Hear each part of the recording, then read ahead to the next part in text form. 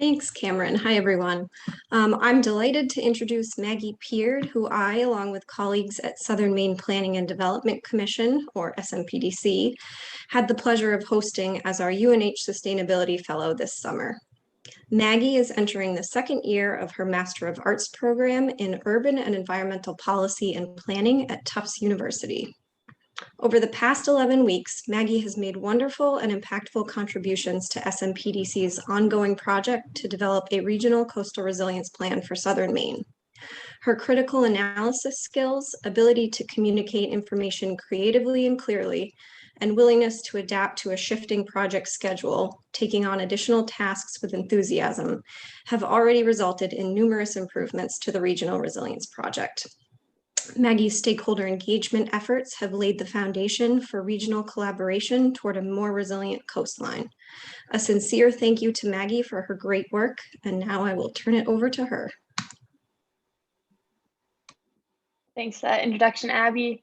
So as Abby mentioned, I've been working on both planning and implementing stakeholder engagement efforts for the Southern Maine Regional Coastal Resilience Plan.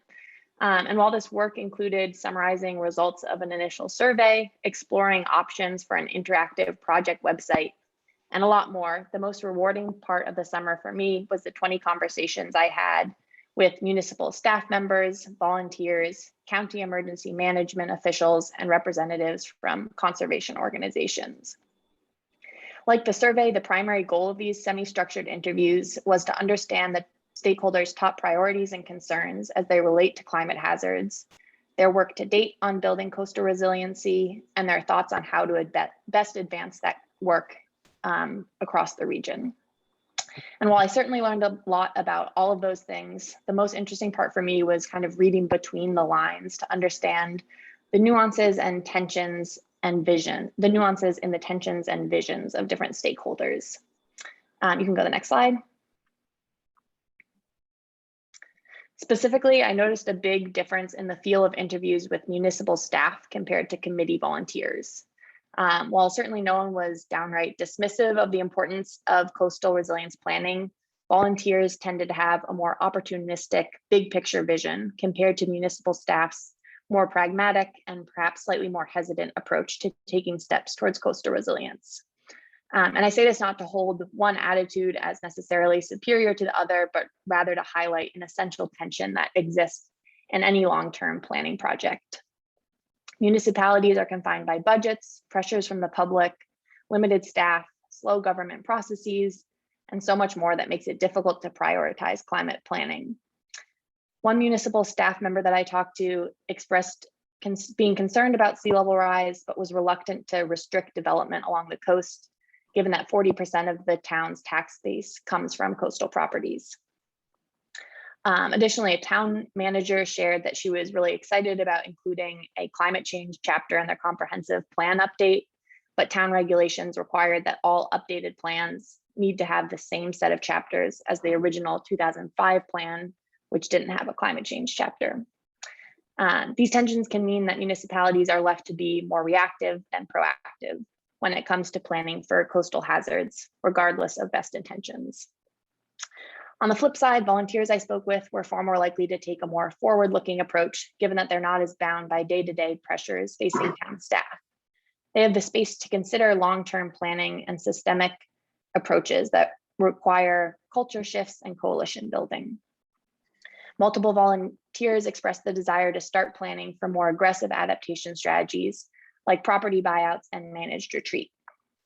Despite these often divergent messaging from the two audiences, I was still left feeling optimistic about the potential for municipal staff and committee volunteers to bridge the gap between their approaches and start making real commitments to prepare for sea level rise.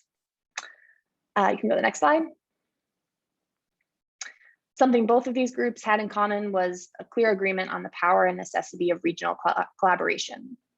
There was a strong desire across the board for the kind of support that this project intends to provide, such as a regional working group, trainings on coastal resilience topics, and model ordinances and best practice examples.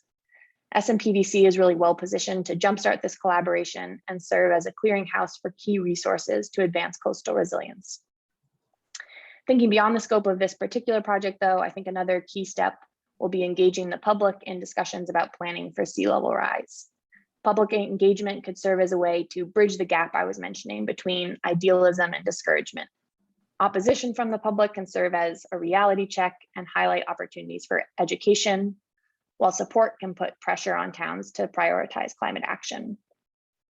And as I mentioned during my midterm presentation, I think youth can play a really powerful role in calling for more immediate action and swaying older generations. But because public engagement was not explicitly part of my summer fellowship, but I think it's essential to driving climate action, I'll leave you with a final question that I hope spurs some discussion, further conversations, which is, how can public engagement, both opposition and support, be leveraged to advance climate resilience planning? Before moving into questions, I want to give a big shout out to Abby for being my mentor this summer. A really deep understanding of the region and the key players made it really easy to get up to speed right away with the project. And she's always a great sounding board on kind of how to approach different tasks. And so I really appreciate your support this summer, and it was great working with you, and can't wait to hear how the rest of the project plays out. Finally, big thank you to Cameron and Kendall as well for their support on the UNH side.